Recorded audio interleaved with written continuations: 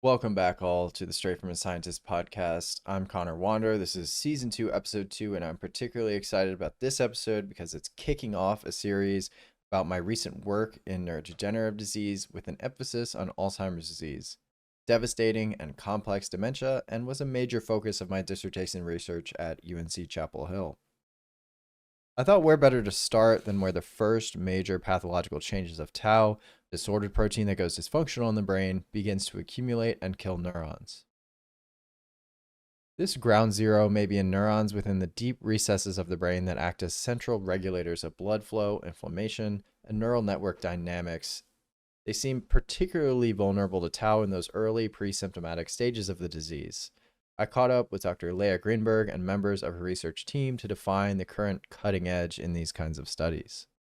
Dr. Grinberg was and is a pioneer in identifying early pathological changes in Alzheimer's disease that are tied to tau aggregation in the locus coeruleus, or LC, and other brainstem nuclei. We touched on the neuromodulatory effects of the locus coeruleus in the most recent episode with Dr. Esteban Oyarzabal, actually.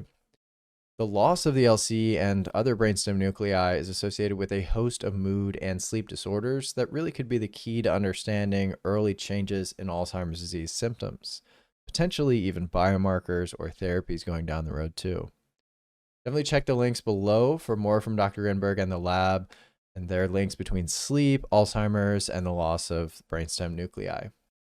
First, some news updates actually since the time of recording this episode. Definitely some more good news on the Alzheimer's disease therapeutics front. A new clinical trial by Eli Lilly using an anti-amyloid antibody therapy, donanemab, slowed cognitive decline by up to 40% in some patients. Now, anti-amyloid therapies are not without their potential side effects, as we've discussed previously in Amyloid Beta, Hero or Villain, previous episode I recommend checking out. But this is actually really promising in terms of using amyloid therapies in the clinic. So we're going to keep an eye on this and hopefully have an update soon. Cautiously optimistic, I would say, is the best approach here. And it's basically another drop in the bucket for, anti-amyloid therapies in general, as we're learning a lot more the more clinical trials come out using that specific class of therapies. That being said, let's get to the episode. It's an awesome one. Enjoy, all.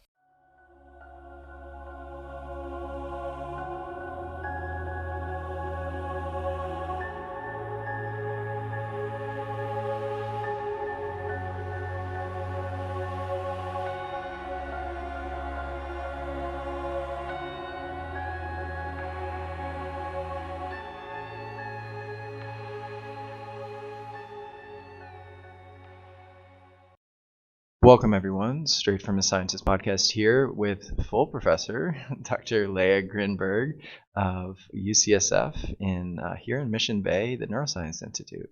Thank you, Dr. Grinberg, for coming on. It's great to see you again and talk to you again. Thank you, Connor. It's my pleasure, and hi, everybody. So if you remember episode 41, this was the AD Bright Focus Summit in San Diego. This was actually way back in 2019.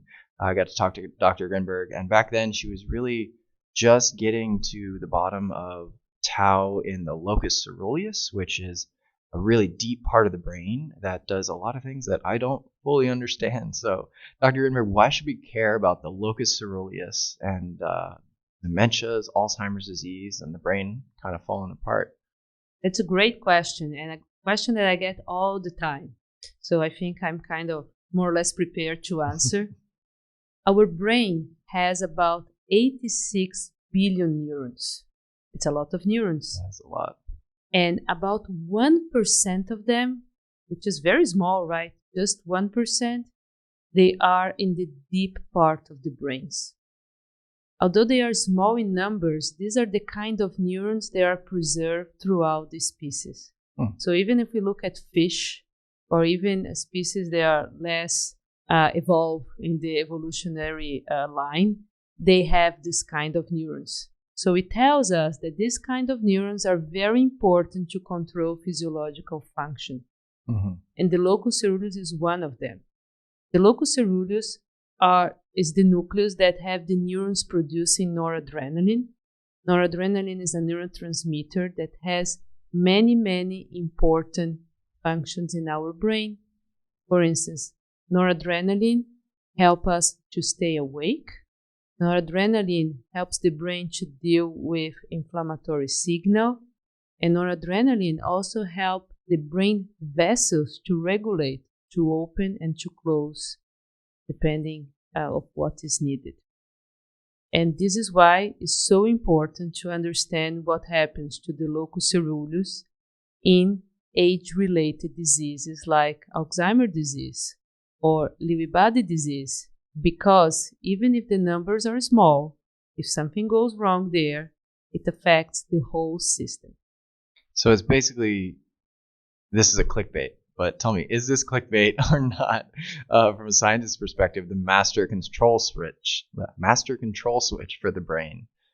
I think it's a good analogy. There are few master controls for the brain. The locus coeruleus is certainly one of them. There is another population of neurons that we have been studying a lot in a nucleus called suprachiasmatic. It is in the hypothalamus, and it's called suprachiasmatic because it was lying just above the optic chiasm. And it also a small number of small number of neurons, but it controls our whole circadian clock. If we ablate this small number of neurons, we cannot operate because our whole body gets desynchronized, right?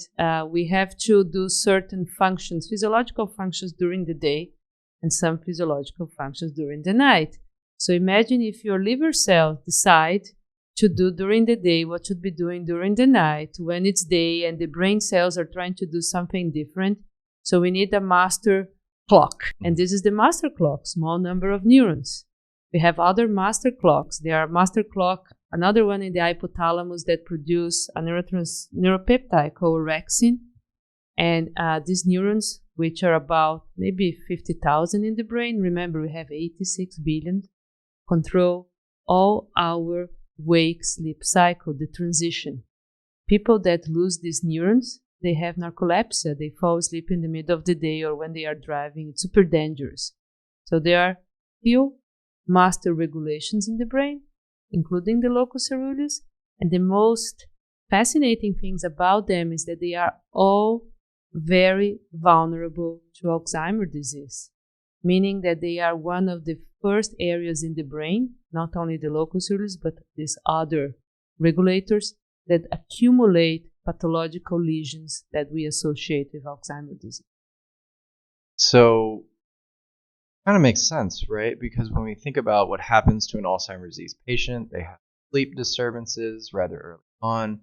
There's a sub-cohort of Alzheimer's disease patients that certainly has vascular issues, that's well known.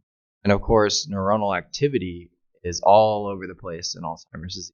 So for something to start early in the disease, there's probably a lot of questions about what are the effects of locus coeruleus, suprachiasmatic nucleus, neurons dying. Is it too much speculation at this point to say that, or are we on the way to proving that in the field currently? Believe it or not, despite the fact that now we know that these master regulators are one of the first brain areas to accumulate Alzheimer's pathology, this was not known until about 15 years ago. It's not because people didn't want to look into this, but when we try to understand how a disease works in our brain, for most of the diseases, we still need to do post-mortem verification. And for doing post-mortem verification, we need candidates for this post-mortem verification. Now, there are plenty of centers that have studies focusing on dementia. So what happens is someone gets dementia, go to the centers, and they enroll in research, and when they die, they donate their brain. But by the time we get the brain is already very affected by the disease. You cannot tell what comes first, what comes second. And then in the last 15 years, there were more opportunities with more structured brain banks to obtain brains of people that didn't have dementia, but they donate their brain for research because they understood this is important. And then it became clear that these centers are early affected. Now, from this point and with these brains, it was also possible to make deeper studies doing clinical pathological correlations or understanding the molecular basis of this. And what these studies showed us is that sleep disturbances, appetite disturbances, even some types of mood disorders that start to become common in the aging population, and some epidemiological studies even show us they are risk factor for developing dementia. They are already there because of these Alzheimer's disease changes early on that we didn't recognize before, but now we know. So sounds like there was a good bit of pushback on first, right? Was it, do you think, because it's such a small population, it's very hard to target when you're doing measurements, and so maybe got unreliable data at first? I don't think you get unreliable data, but the question was, and I think it's a very fair question, how is it possible that in a population of 86 billion neurons, we depend on such a small population to control important physiological functions in the brain? Mm-hmm. And it's a fair question. The second fair question that came with these early discoveries were, okay, these neurons, they are accumulating pathological changes, but are they dying? Are these pathological changes toxic in these neurons as they are in other type of neurons? Mm-hmm. And it triggered a lot of studies that show, yes, they do die. They do die early on. They have dysfunction, and there are these direct clinical correlates. I don't think it's so controversial anymore. That's great to hear. That it constantly pushing boundaries is very difficult when funding is kind of built on what the previous findings were. So I know it's, we'll talk maybe in other episodes about how academia can kind of fix that. But looking forward to kind of the next edges of the field, what are you very interested in around those brainstem nuclei, and what's hot right now? A lot of things. As you mentioned before, because these neurons, they become dysfunctional early on during the disease, and they start to signal in a dysfunctional way, the whole system gets dysfunctional. So the question is, how can we modulate the signal that gets dysfunction in the brain as people develop Alzheimer's disease? So the best explanation will be, well, if we find out exactly what is causing this, we can cut this from the very beginning. And there are a lot of efforts in drug development trying to deal with beta amyloids, one of the proteins that deposit in Alzheimer's disease, or abnormal tau, and even dealing with the patterns of neuroinflammation that we know start developing in early stages of the disease. But let's imagine that until we have something that will work on the cause of the disease, we maybe have an opportunity to modulate neurotransmission. We have many drugs that have been developed especially for psychiatric diseases that will try to compensate either via the neurotransmitter directly or to the receptor, this kind of neurotransmission signaling. And we feel that if we understand what the molecular changes associated with this early vulnerability of this nuclei, we'll be able to map exactly what are these neurotransmitter kind of imbalances and be able to modulate this. It's a lot of moving parts. A lot of moving parts, yeah. It's a lot of mapping. Yeah, it's a challenge we're up against. And I caught some seminar appearances by yourself. I think one I'll highlight that I'll definitely toss in the show notes for a link is Sleep Under Siege. We were talking about the link between sleep disturbances and those brainstem nuclei degenerating. And it was either that one or another one where they're so small. Like you said, there's just a handful of neurons in the 86 billion neuron mix. How does that mapping actually go down? Get a little bit specific. Like, is it down to the voxel, which is like a 3D pixel when we're talking MRI?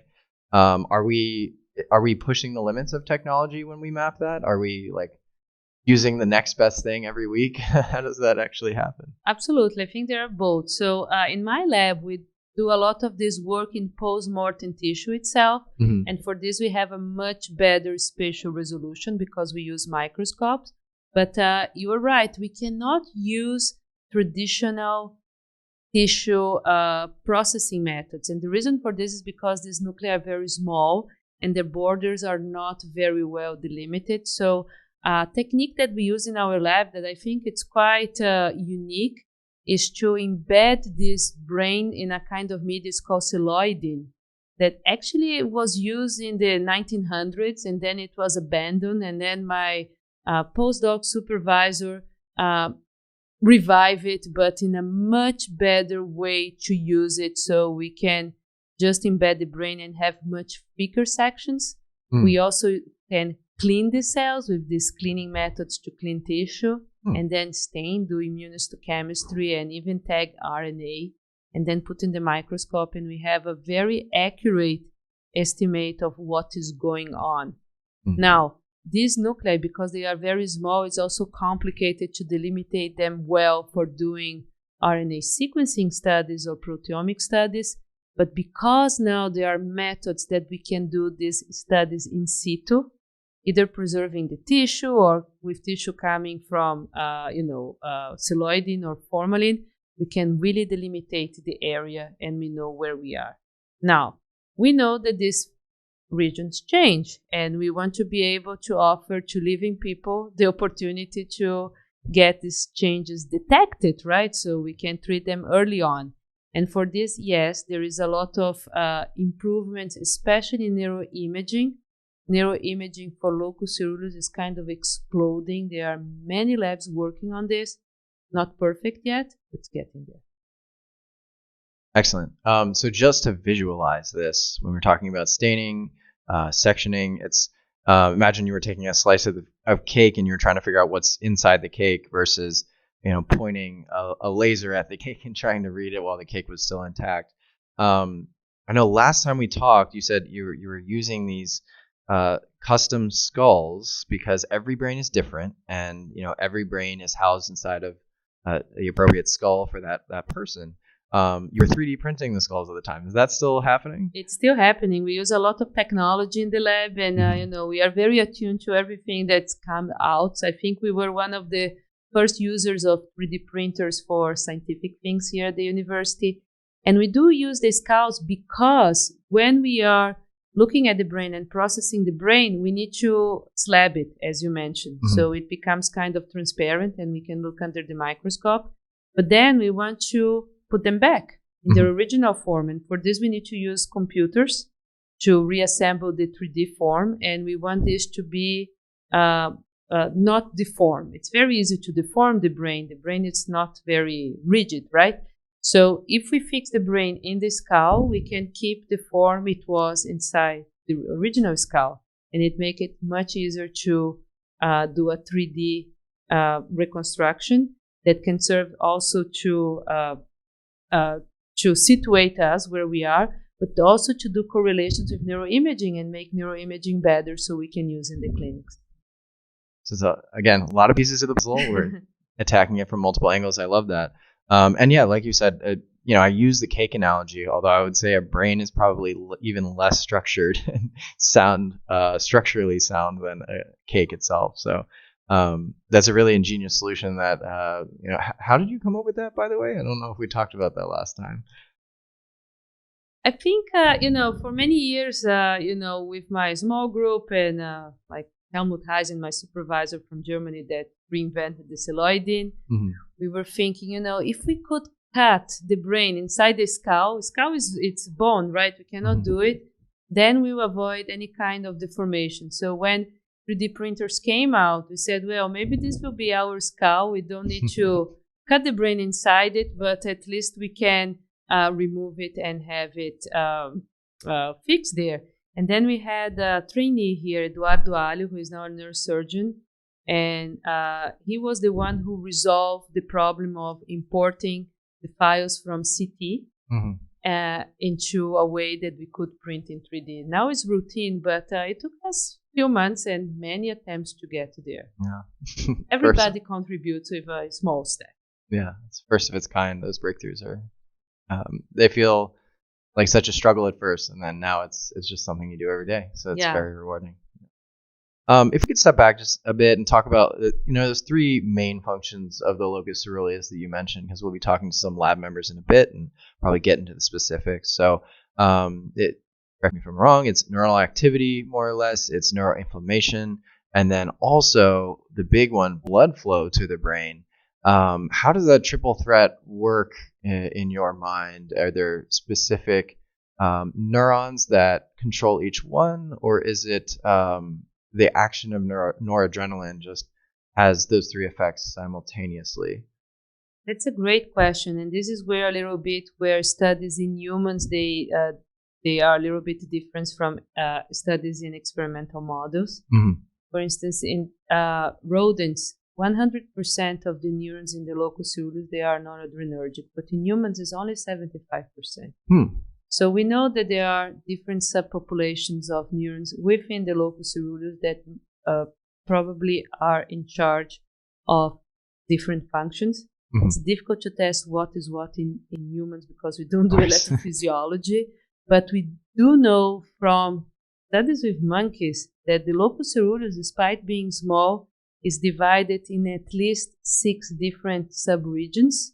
We have the rostral and the caudal part and the middle part, but also the ventral part, and they have different connections and probably different levels of activities. We don't know yet in humans exactly what does what, but certainly there is a specialization inside this neuron. Excellent. Okay, so if any of those neurons were to fall apart earlier than their neighbors, you might get specific effects based off of that degeneration pattern, if we're speculating. And it's sure that it happens. One thing we want to reproduce in locus coeruleus is a study we did in the entorhinal cortex, together with the lab of Martin Kampmann, in which we probed the molecular signature of the most vulnerable neurons in an area of the brain that called entorhinal cortex. The rhinal cortex is also early affected by tau in Alzheimer's disease after the locus coeruleus, but is the first cortical area. And there is a specific part of the entorhinal cortex called, it's the layer 2. They have big cells. We know they die first in Alzheimer's disease. So we use a combination of single nucleus RNA-seq and very sophisticated quantitative neuropathology to capture which one of the cells die first, what is the molecular signature, and then validate this. So it probably will be the same in the locus coeruleus. It's a little bit smaller, so we are still figuring out the methodology, but the idea is to do the same. So attaching an ID to these cells helps you know like what they did when they were alive, right? And then exactly. With this technique, we can take a group of cells, put a barcode in each one of them, then test, the RNA expression, which is a measure of activity of the genes. And then using computers, we know exactly from which kind of cells it came from. And this is how we can ask this kind of questions. This is very new in terms of technology. Yeah, what it did when it was alive, and perhaps not how it died, but what may have forced degeneration, if you will. Yeah, the way we see this in humans, because again, we can only do what we call cross-sectional study. We can only see what's going on in that moment, not what happened before, is to compare in people that didn't have any sign of pathology, what kind of neurons are there and what are their identities. And in cases we have progressive stages of the disease, we start checking which of this original population is missing. And this is how we find the most vulnerable kind of neuron. It's the one that disappeared first. Across many, many patients. Many patients, yeah. How many, you must have seen many brains in your life. If you had a rough estimate, how many brain specimens do you think you have looked at? I think from 3,000 to 4,000. A lot. Yeah. It's like art, at least to me, or nature. Or art imitates nature anyways, we know that, but it's very interesting because probably I am one of the people that saw most brains of aging individuals is working on this, and still I learn something new from each brain. I mean, it makes us very humble to keep looking at new donations. There's always something new. So get out there and sign up. I know I'll sign up to when that happens, donate my brain to science. Thank you, Dr. Grinberg. This has been phenomenal. I really appreciate it catching up with you. and the cutting edge science. So we'll hear more from the lab in a bit. Some parting words, maybe advice for junior scientists, people looking to get into the Locus Coeruleus field. If you are interested in the Locus Coeruleus field, especially in the area of neurodegenerative disease, there is a professional interest area called NSS, for neuromodulatory subcortical system. That's part of ISTA-ART, which is a community of researchers studying Alzheimer's disease. And please join. We have several meetings, we have webinars. It's free or practically free for everybody. And this is a very good way to get to know more about this area and get your network and the resource. Thank you very much. One final parting question, because I'm sold. I want more noradrenaline, right? How do I get my hand? This is a clickbait question, I have to say. But how does noradrenaline get stimulated in the brain from your perspective? How do you get noradrenaline? Yeah, because we know it does so many good things. How does one trigger the release of that in a sustainable way? I'm not advocating any abuse. And thank you for your question, because it's very important. So the issue with noradrenaline and the other neurotransmitters is not that it's not that in early stages of Alzheimer's disease we have less than this. Mm-hmm. Actually, we have more, because the locus coeruleus cells start to die, and the surviving ones start to work harder to produce more noradrenaline. Mm-hmm. But this causes a dysfunction in the receptors. Right. And, it's always a network operation. It's not one more thing. So if you give more noradrenaline for people at early stages of Alzheimer's disease, you just make it worse. The question is, how can I do the network depending on noradrenaline work better? And there are several studies showing that exercise helps it a lot, because exercise will stimulate certain functions in the brain that will make noradrenaline and the receptors talk better, even in this situation. So I would say that physical exercise, it's good, not only for noradrenaline, but certainly also for noradrenaline function. Yeah, it certainly can hurt as long as you do it safely. So right. Thank you again, Dr. Grinberg. It's been a pleasure. Thank you. My pleasure. All right. So there's the what and the why in terms of brainstem nuclei and Alzheimer's disease and neurodegenerative disease as a whole. We're going to step into the how here with some members of Dr. Grinberg's research team. Welcome back, all. Straight from Scientist podcast here. I am now joined by three members of the Grinberg lab. We have first Jonathan Chen, and then also Felipe Pereira and Ian O, who've all sat down with me here in the Sandler building. And we're going to talk a little bit more detail about the active work going on all around the brainstem nuclei and other brain regions in Alzheimer's disease. So first off, thank you all three for coming in here. Microphone is being swiveled around, so it'd be hard for everyone to talk at once. But Jonathan, if you would, if you give me just kind of an elevator pitch of your work and kind of what goes into it. Yeah, my name is Jonathan Chen. I am an staff research assistant in the Grinberg lab. And I mainly work on the PET imaging side in neurodegenerative disease, mostly the tau PET imaging, amyloid imaging versus our histological finding in the lab. Hey, hi, my name is Felipe. I'm working here as a postdoc member, and I work with omics in general. We have a lot of data of RNA sequencing here, and now we are working with single nuclei, bulk RNA, and other things omics related. A lot of big data stuff. Yeah. All right. Hi, everyone. I'm Ian. I'm also a staff research associate in the lab, and I've been with the lab for 5 years now, I think. So that makes, Jonathan, me, and a couple others were some of the more senior members. And so while I do mostly specialize in, microscopy and looking at histology, recently we've done a lot of work on our data pipelines. And so I work a little bit with computer vision and registration. But generally, if I had to summarize my role in the lab, I'd say I'm the guy they call when things go wrong. So it's a little bit of everything, whether it's fixing equipment or fixing computers or scopes, or, if someone needs help with something, sometimes I'm the first point of contact. Okay, and just to go in reverse here, Ian, computer vision, could you explain what that is and when you're going to launch your self-driving car, perhaps? Yeah. This is definitely a pretty, I guess, interesting application of computer vision. Mhm. Like you said, these days the hot topic for that is self-driving cars, and we use machine learning and image recognition techniques in other parts of the lab. Mhm. But with regards to what I do, we do this kind of novel multi-round histology where we have antibodies that stain the tissue, and we strip them and we replace them and then image again. And that kind of multiplexing, where we use multiple rounds of staining, is really powerful for investigating different protein colocalizations and interactions.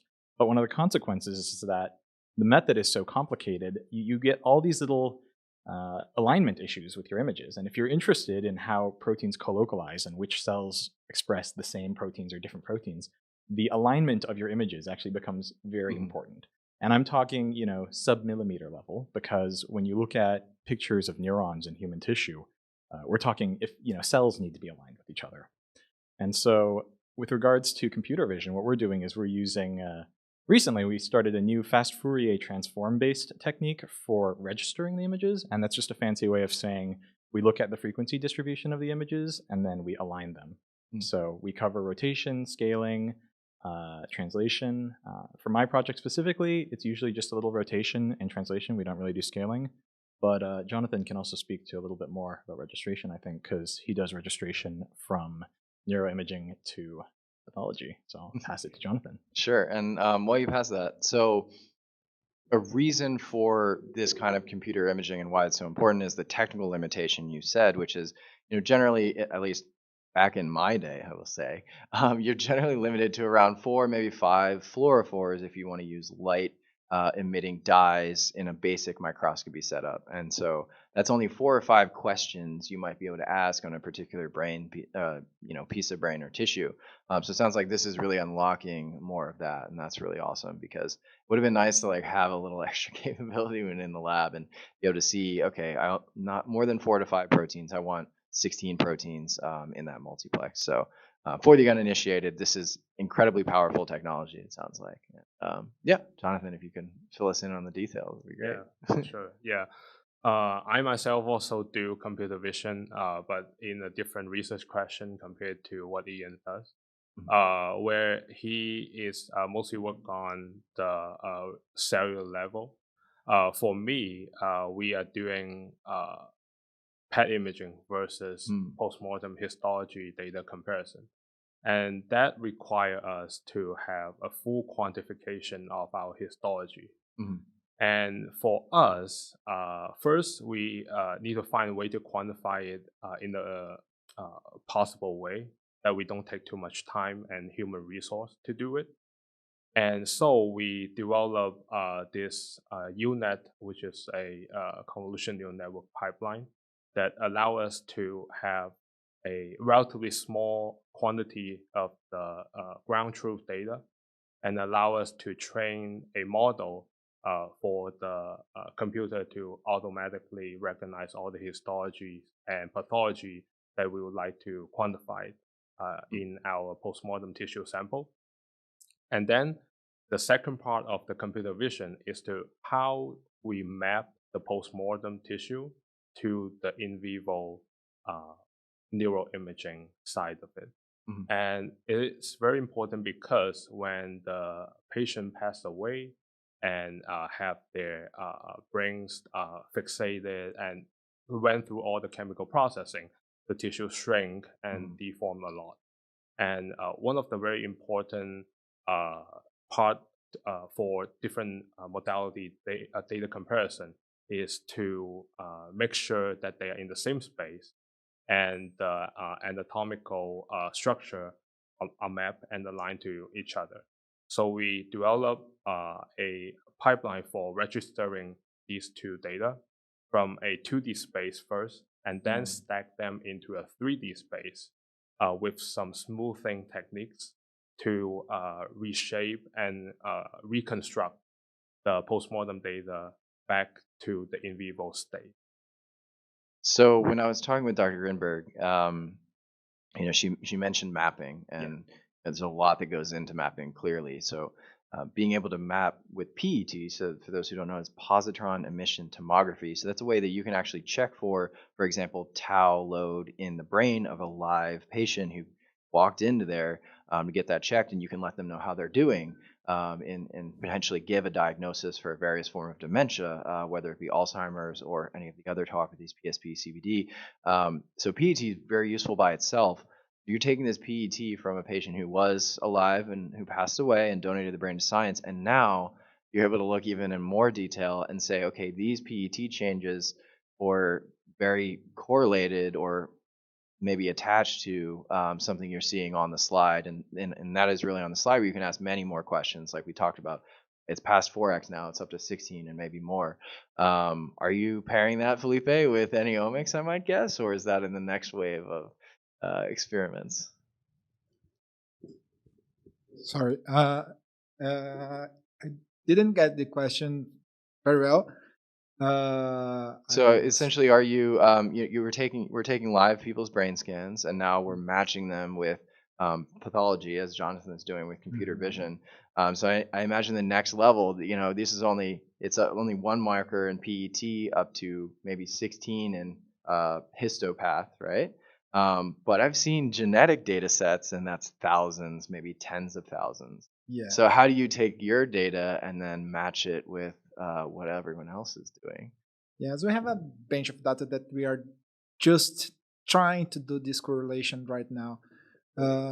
We don't know that we can say a specific number of genes that we are looking for, but in exploratory ways, we can see that we have different dysregulations in different nuclei in the brain. And in this case, we already have in the literature some works showing that we have dysregulation related to this tau accumulation, very correlated, very well correlated, including in spatial transcriptome. So spatial transcriptome, that is, again, for the uninitiated, would be what cells in various locations throughout the brain are actively producing, what they're manufacturing at the moment, right? Yes. So what kind of questions you ask with spatial transcriptomics?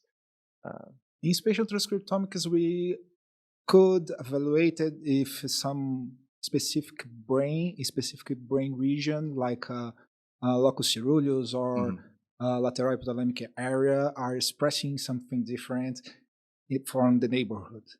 This is pretty much interesting because we can see if we have some areas that we have by looking in immunohistochemistry, for example, if we have tau accumulation that area, we also have different expression level of RNA. Yeah, and it sounds like that coincidence may lead towards a target therapy, et cetera, right? Yeah, if I could hop in here, I think when we talk about spatial transcriptomics, we want to answer, the crux of that is really dysregulation and regulation, right? We talk about Alzheimer's and tauopathies and other proteinopathies, right? And we're talking about aggregation of proteins. But sometimes even before the protein level, we see changes. And so that's what the spatial transcriptomics is trying to answer, right? We look at specific brain regions and we compare between healthy controls and disease state. And we say, there's overexpression of these, inflammatory genes, or we see underexpression of some other genes. And so that gives us a bigger picture of the entire process, even before protein. Because sometimes you can't answer the question with just protein, right? One of the things that we're researching is loss of neurotransmitter function.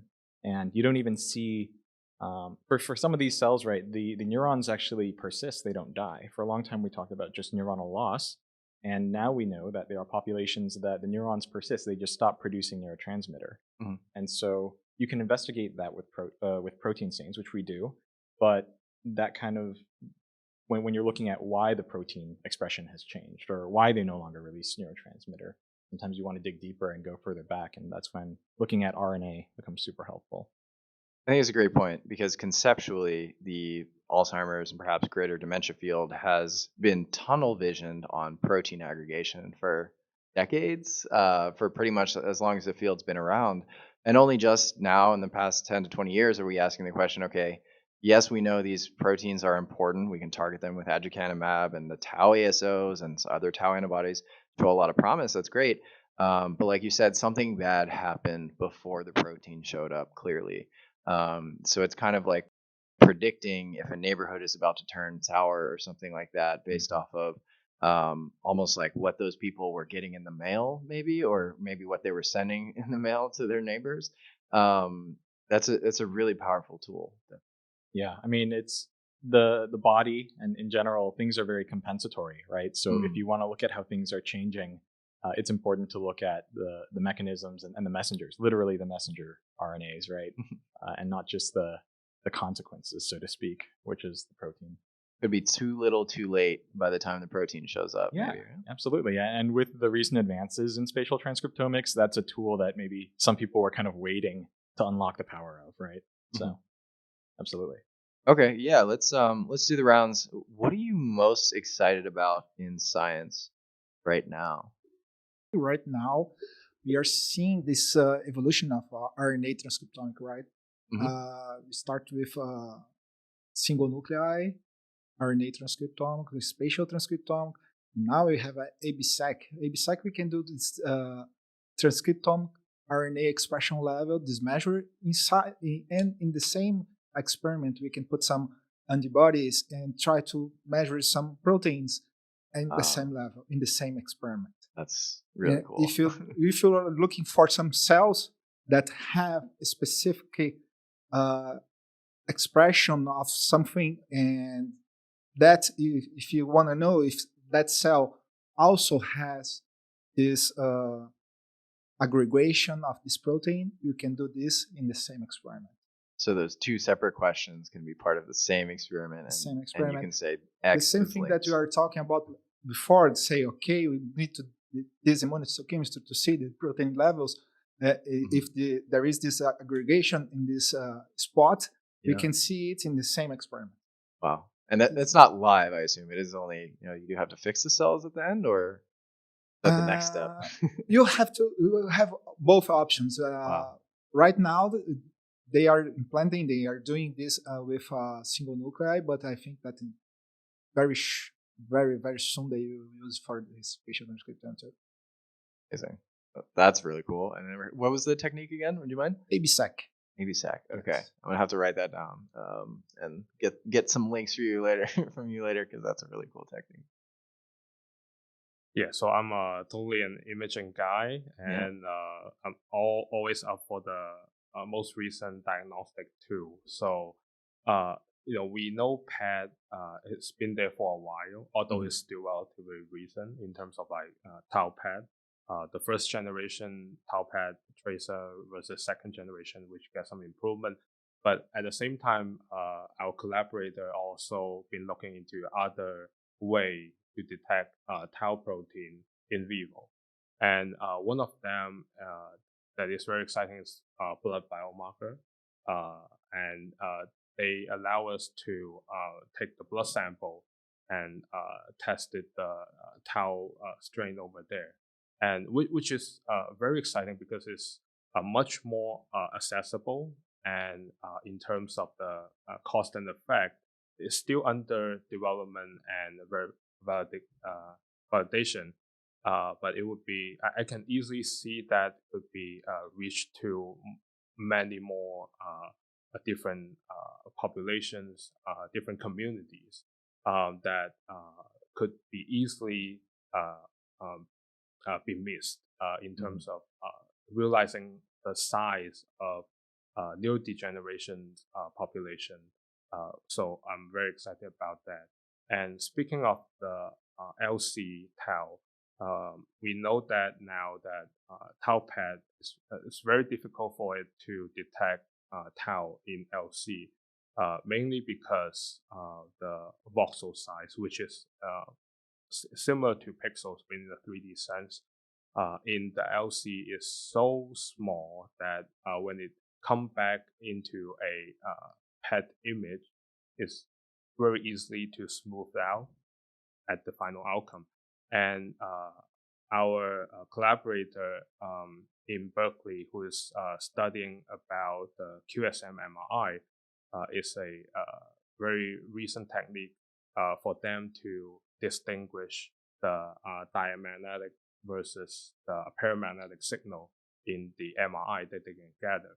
And that allowed them to distinguish what they believe is the tau signal versus the other signal like iron and things like that in the MRI. So we are working with them on that to see if we can get a very clear pictures of tau in the LC, which is very meaningful since it's really precedes what we're seeing in the entorhinal cortex and other areas.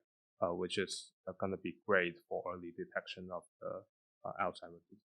Awesome. Yeah. Okay. So lots to unpack there. I'm going to start from the top because you mentioned the difference between accessibility to PET scanner, which for those who don't know, incredibly expensive to book because there's just not that many out there. And so you thought a regular doctor's appointment was expensive. Wait until you need a PET scan. But blood biomarkers for tau would be very accessible, right? So many people can draw blood. You can do it at home. You can send it in if you're unable to move around and get to the doctor's office. So that's very exciting for sure. Yeah. When we talk about pixel and voxel size, it sounds like the LC would be like one voxel almost. Like, is it really that small? You consider? Yeah. So the voxel size in PET scan is actually it's kind of like counterintuitive. You think that the bigger the voxel size you can see, the more clear it would be. But it's usually not the case. We actually want a small voxel size in it's terms like a of, pixel, right? Yeah, exactly. Yeah, so to have a very high resolution of what we are seeing in pathology. But in LC, the voxel size and the amount of voxel that we'll be able to extract in the PET scan so little that after smoothing it, which is an imaging processing method, we barely see any signal. And because PET itself have some off-targeting finding, as we all know, that it will mix up with the neighboring noise, which is even make it much harder to visualize. So if we can find a way that enable us to grab a higher resolution, reduce the noise in the LC area, that would be awesome. And we believe or we hope that the QSM MRI could be the way to achieve that. Or maybe to improve the PET scan machine itself, the protocol of retrieving these radioactive signals in the PET scan. There are various ways to do it, but we are definitely working toward a higher resolution neuroimaging for tau detection. It's all for that early diagnostics, which can be so powerful because currently the standard is walk in and take a cognitive test still. So that's I think leaving a lot of people out of the window where they could be therapeutically helped. So yeah, I know Ian, you're excited about something. I guess specifically if you ask me about what's exciting to me in the field, it's hard to pick one thing. I mean, I work on tau isoforms, right? And that's very basic sciencey. But that translates super well to therapy. You may actually know one of our collaborators, Michelle Arkin. Not familiar actually. I think she actually also has a startup at NBC. I just looked it up. I'm going to run into her soon then. Yeah. And she's one of our collaborators because these isoforms that we identify, they have the potential to translate to CSF biomarkers. Absolutely. Right? Yeah.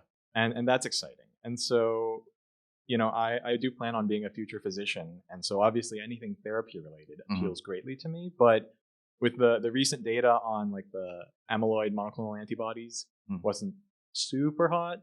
To me, this is a back to the drawing board situation. And what I like to say is that I'm actually an engineer at heart. And the way I see it, engineering is a lifestyle. It's, iterating and optimizing.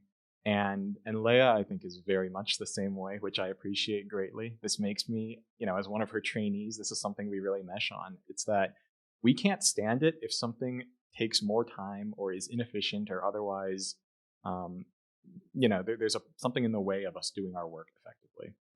And so she very much encourages, if you have the opportunity to optimize something, to do it. And that for me has been awesome because my training is interdisciplinary. I studied molecular biology and data science. And so often I'll identify opportunities where we could make something better, faster, more robust. How can we handle the data better for science and to do better science? So I would say what excites me most is currently methods, and that's part of my day-to-day. I do process data, we collect data, we analyze it. But secondary to that, on top of it all, we're constantly thinking, how can we make this pipeline better? And that's a big part of I think being a good researcher. It's that pathological desire to just be better in everything we do. Love it.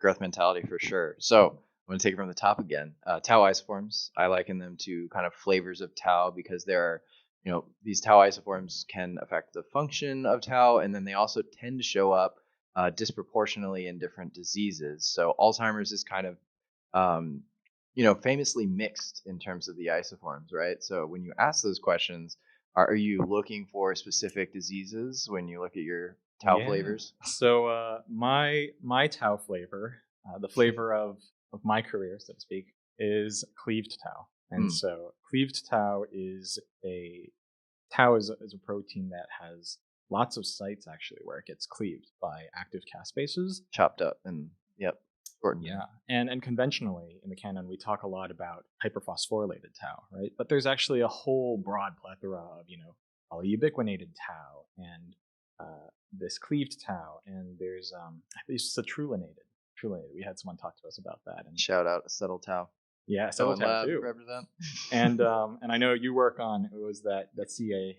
Yeah, right? It's tau can find its way into those containers, but that's not the only thing that's in there. Yeah, and so for my project, the paper that we just published last year was identifying this cleaved tau across tauopathies, because for tau isoforms, there's so many ways you can chop it up, but one of the major categories is 3' versus 4', and it's a specific sequence that's repeated a certain number of times, and you see 3R tau and 4R tau in Alzheimer's, but then you have diseases like Pick's disease where you really just see 3', or is it PSP and I believe CBD that we see the 4'. Yeah. And so what we found that was kind of interesting is that this cleaved tau seems to be present in a population that isn't fully captured, a neuron population that isn't fully captured by phospho-tau markers in the 3' tauopathies, but not really in the 4' tauopathies. So AD shows it and Pick's disease shows it. You don't really see it in PSP and CBD. So the potential implications of that is obviously diagnostics, right? So separating, it's adding to the list of things you can use to separate these in the clinic, but if the biomarkers work out. But follow-up questions exist within the 3' tau family, such as at what stage does this form of tau become relevant? So we're investigating that now. But, so is it a precursor to the tangles? Is it something that causes cell death, or is it as part of the cell death process? Because that's what caspases are known to do. Right? Exactly, right? We know that tau is cytotoxic, and caspases are part of apoptotic pathways, right? And so kind of the really interesting part was that when we stain for phospho-tau, the population of neurons that shows up does not fully capture that of the cleaved tau population. And we're talking on the order of like a 50% gap in the coverage. And so the idea is that this could be a possibly new population that's been overlooked by a lot of the canon. And so again, we just want a better picture of the big picture. Awesome. So forming a big picture from lots of little gene expression data is a monumental task. I've been doing some of this myself. What does that day-to-day look like for those who are interested in data science? Maybe they're a data scientist in another field, and they're looking to get into biotechnology. What are kind of some of the skills that you need? What are some of the daily challenges that you encounter? Okay. We have a lot of database outside, right? You need to everything that you do in omics data is compare your results, your finds with something that we have in this database. You need to have how to do this consult this filtering, this process very quickly. Mhm. If you don't do that, if you don't have a software to do that, you need to develop a software to do it. Mhm. Every time, let me talk about something that we face here. We have a lot of data from Alzheimer's disease brain stage 0, brain stage 2, 3, 4, 5, 6, health controls 0, 0 and 1. Mhm. How can I do something to put in the hand of the other researchers and say to them, okay, I have all of these comparisons, almost maybe 1,000 different data sets, and all of these data sets, we have upregulated genes, downregulated genes, and we have some genes that we have a fold chains of 3 fold chains. Others, we have just 0.5 fold chains. We have different combinations of all of this data. How can I show for you someday this data? How to make it useful. I need to generate maybe 300, 500, 600 different plots. Can you analyze all of this? It's very difficult to do this. Yeah. And sometimes you face something like that, and I say, okay, just let's develop some interface that I can put in the hand of the researcher, and the researcher could do this analysis very quickly. Mhm. And then this is something that we did last few months. We are doing this interface, and the people are looking for this interface and say, okay, this is very good for us because we need to do maybe 3-4 different clicks here, and we have a lot of different informations. Mhm. So answering those specific questions very quickly using thousands, millions of data points, probably. Yeah. This is one thing that we need to have in mind. If you don't have a software to work with your data, you need to develop this very quickly. Yes. Something I always talk this for some UREP students that work with me, and they say, okay, I'm looking for a library to do this plot. I say, okay, you don't have this library. You'll not find this library because this is a specific plot that we are doing, that we are trying to do. Let's give one step back, use this just the coordinate, and put all this information as you want, using basic and pure programming language.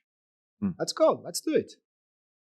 And every time they asking me, how can a guy from computer science working in neuroscience? And I say, okay, the questions is the same in neuroscience, in basic science. All of these questions is the same.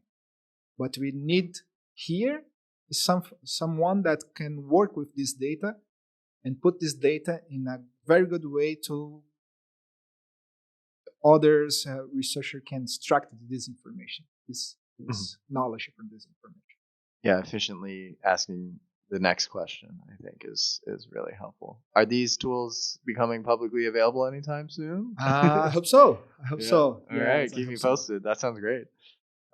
Awesome. So I think we've touched a little bit on challenges throughout the field. I know, Jonathan, you touched on the great challenge of like finding the LC. It seems like a needle in a stack of needles, right? Let's look outside of like the LC and the Grinberg lab.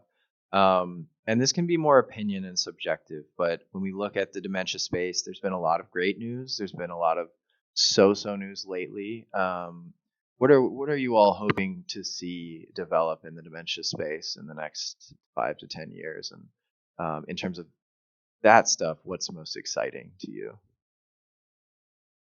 Yeah, I touched on this before. I would love to see that more available diagnostic tool getting distributed to different community, especially the Asian community, which a lot of time when we look at research, the sample size of the other minority group wasn't enough.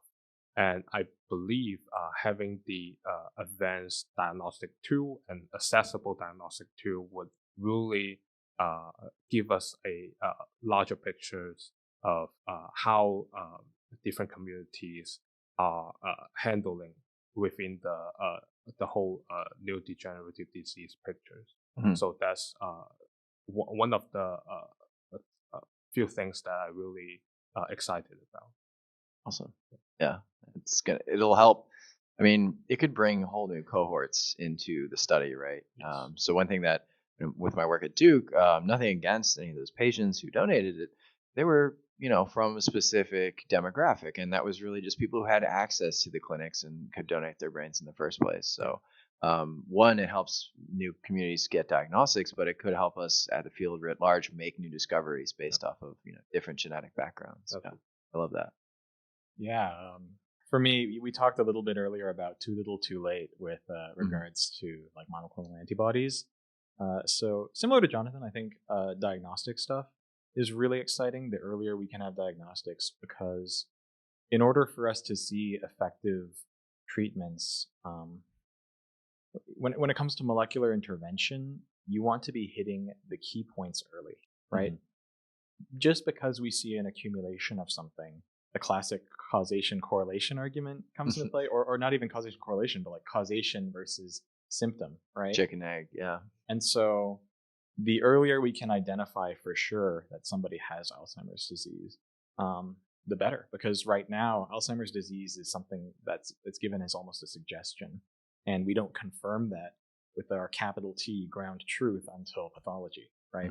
It's not until a pathologist can section the brain and look at your various regions and see, okay, this was a Braak stage 3 or Braak stage 5 Alzheimer's disease case with some comorbidity, whatever it is, right?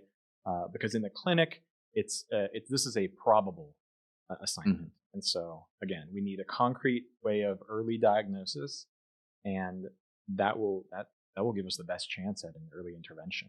And so that's what I really want to see. And this year, everyone here at this table is going to go to the Alzheimer's Association International Conference. Awesome. And last year we heard a lot about blood biomarkers and CSF biomarkers. We even had some really cool saliva and retina biomarkers. And so I'm excited to learn more about what people have been doing in the marker space, and then obviously fingers crossed hoping that we see something out of our own work with regards to biomarkers. And that's the end goal, right, is improving patient care and the lives of people who are living with dementia. I think that early diagnosis is anonymous, right? Yeah. We can see that we have a lot of Braak stage 2, 3, and a lot of Braak stage 6 and 5. But we are not seeing too much Braak stage 4. Why? Because this is something that happened. The disease started, the disease stayed there, the dementia did not come, and the patients stay there, and very quickly it go up. Wow. For 5 and 6. Then we have outside we have, I don't know where, but we have this indication that they already have the disease. But we are not seeing this in the clinic. I think that the early diagnosis will be the anonymous response for this question. And maybe it is related to some sleep disorders. We have correlation with this. We published a paper last year talking about the correlation in different disease, PSP and Alzheimer's disease. And maybe the keys is there. I don't know. Just a suggestion here, but I think this is in the future for what we want in the future. You're saying you have this kind of missing link between the middle stage and the late stage. We don't know what's causing or stopping that transition, right? Yeah, not that we don't know, but what I'm saying is that when you do this postmortem evaluation, we are not seeing too many Braak stage 4, because we know in the patient never presents dementia in Bragg stages, low Bragg stage. Right. It's a little bit case that we can register from this. Mm. This is a trick. Yeah, just to add on that really quickly, you can actually have a decent, tau burden and amyloid burden without a ton of cognitive impact. Right. And that's really the key here, right? The protein impact is not a huge concern for people. What actually affects their lifestyle is cognitive decline. Mm-hmm. And so what Felipe is talking about here is we mentioned this at a recent meeting. People will stay at BRCA2 or 3 for a while. And they can be like that for years. I guess we don't know exactly how long. But we're seeing a lack of cases when we are generating cohorts for our projects of like BRCA4 and BRCA5. And so and then we have a ton of BRCA6, right? And so the suggestion is that early to late stage Alzheimer's transition is critical, and it's very quick when it does happen, and then they very rapidly degenerate from that point on.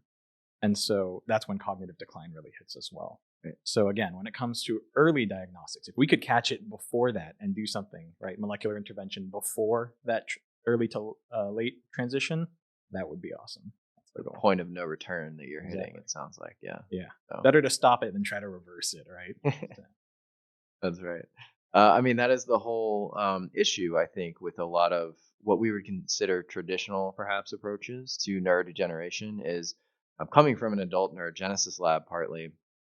Neurogenesis is the proliferation of stem cells, and we would love to be able to boost that. But if you're boosting stem cell progenitors and proliferation, you are likely to get cancer. So it's the other edge of that sword. When we think conceptually about stopping, maybe not reversing, I think that's a great point. Is that you probably don't want to reverse the neurodegeneration because you could get glioblastoma rather quickly in any traditional sense. But yeah, it's a great point, and actually something now you mentioned it, we did notice a kind of a lack of, or the smaller cohorts were in those BRCA stage patients. So yeah, that's a good point.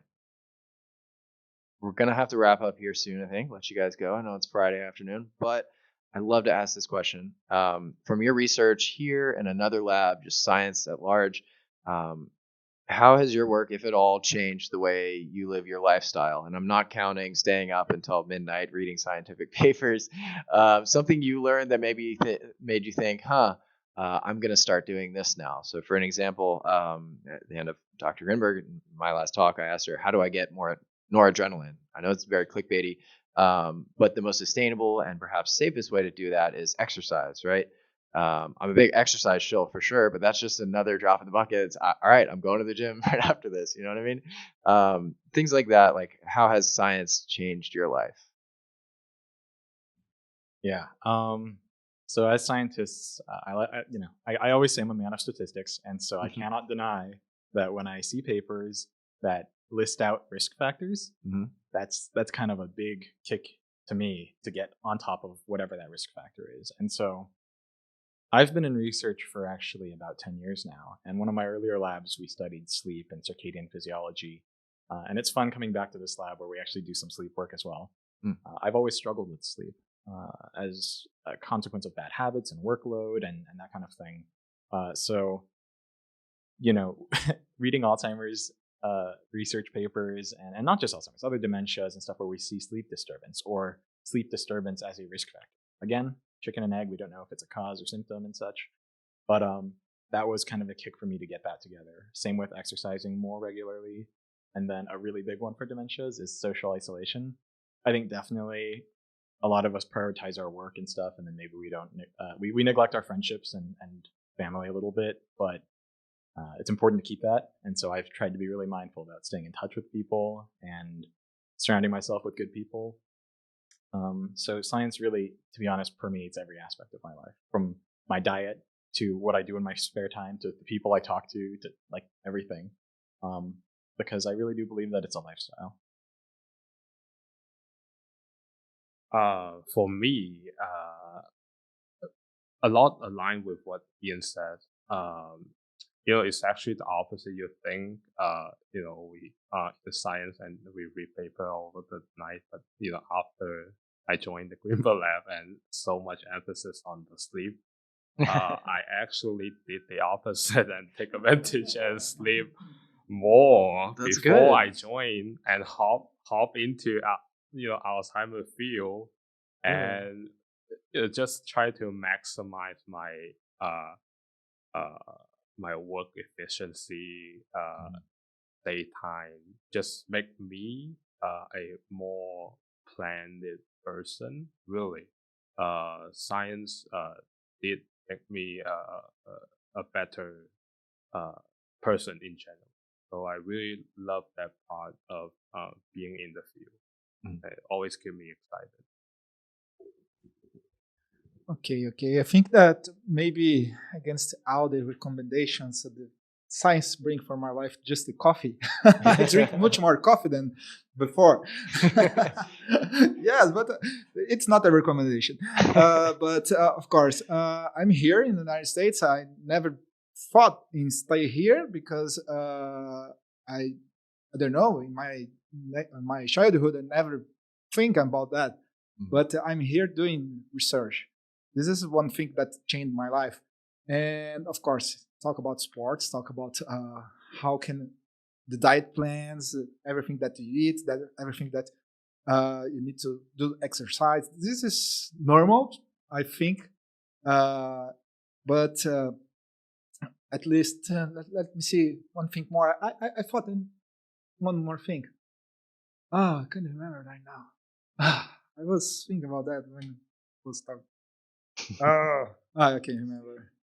No, sleep is not a problem to me because I just need to lay in the bed and everything happen very quickly. But I remember now.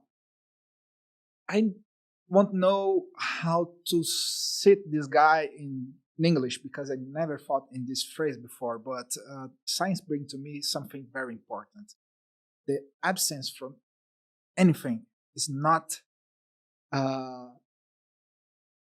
way to prove that that thing doesn't exist. There's this phrase. Carl Sagan. Yeah. Absence of evidence is not evidence of absence. Yes, perfect, perfect. That thing. It's very much important in science because all the time you say, "Okay, I didn't find it. It did not happen." Wait, take a moment, think about that. Maybe we are not seeing, but this exists for everything in your life. Yeah. Or look from a different perspective. Yeah, exactly. Yeah. So for sure. Yeah, I love it. Any advice for people looking to get into your fields? Everyone has a different path, I know, into science. And so, what are your feelings on what worked for you and what could work for others? Okay, for me, I started this one. I'm doing bioinformatics. Bioinformatics is joint biology and informatics. Everyone wants to do this, need to know at least a little bit about the other area, right? If you are doing computer science, you need to start now to study a little bit about biology. I start so late, so late. I start doing this just in my post-graduation. And if you want to do this transactional area, you need to start studying both areas. This is very, very important. Yeah. It's the same for biologists. If you want to do bioinformatics, start programming something, just something, just to know how to lead with this code. I know. I wish I had started earlier. I would say, we research in biology, but it's often things that go beyond biology. Like for us, we process the whole brain and we cut the whole brain area in coronal sections. And the slide becomes too big to fit into any of our scanning stage. So we end up having to build one out by ourselves. So don't be afraid of jump out of your comfort zone, whatever you're studying in college time. Try to venture outside of that. I think that would benefit a lot for whatever research that you are going to do. Because research itself is not a very fixed routine job.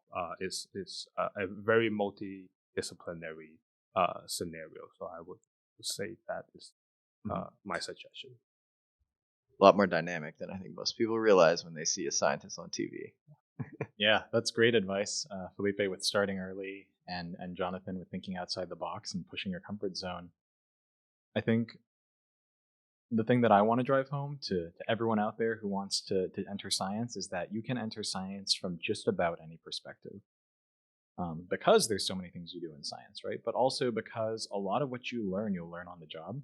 I will say that I had an entire undergraduate training in molecular biology with an emphasis in neuroscience, and that degree did not prepare me for this job the same way my first year at this position prepared me. Mm-hmm. So don't be afraid. If you want to enter science, just get your foot in the door somehow. I worked in this is my 4th lab in my life that I've worked in, and I started off at almost every single one of those labs washing dishes.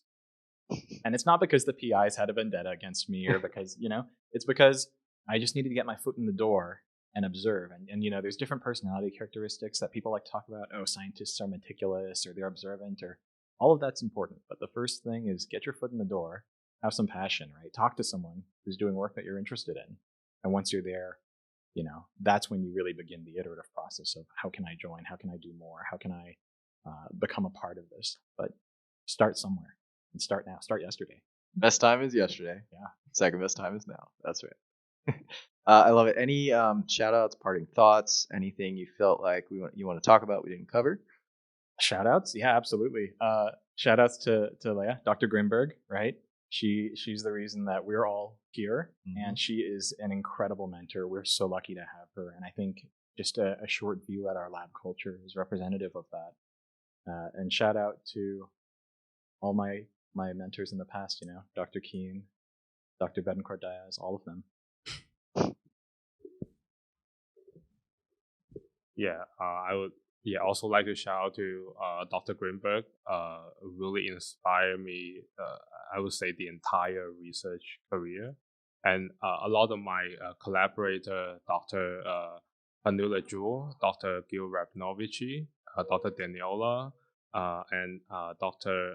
Duigo Tosin, all these amazing scientists bring me into the world of neuroimaging, data science, and convolution neural network and coding. So I wouldn't learn all these skills without their help. So thanks a lot. Wow, thanks a lot for our PI. Of course, Dr. Greenberg is a very supportive person. Everything that I want to do in this lab, she'll say, okay, go ahead. I think that we can. And this is amazing for any researcher around the world. We know a lot of PIs outside that they say, okay, we have this idea, you need to work with this idea. And Lea all the time say to us, go out, do what you want to do. And this for any researcher is amazing. Mm-hmm. I say just Lea today, just Dr. Greenberg. And of course, thanks to Connor for having us on the show. My pleasure. It's been awesome, and this was really fun. You do a great job at leading this podcast, I think. Anyone who gets an email from Connor asking if they should do this podcast, absolutely, 100%. You'll have fun. This is super cool. Did pretty randomly email the lab, yeah. It was kind of a cold email. But yeah, thanks all, Jonathan, Felipe, Ian. I really appreciate it. Yeah, go and, like as Dr. Greenberg might say, venture forth. That is a wrap for this episode. Like, comment, subscribe if you enjoyed. And for further reading, check out Season 1, Episode 41. That's definitely a great intro to Alzheimer's disease background and some of the other topics we're probably going to touch on in the future. In terms of Locus Coeruleus practical applications, like we talked about on our exit with Dr. Grinberg, how to sustainably stimulate noradrenaline release throughout the body, I would highly recommend Season 1, Episode 46. Really, we talk about the use it or lose it philosophy behind brain stimulation and just kind of those daily lifestyle habits that you can do to keep your brain in tip-top shape.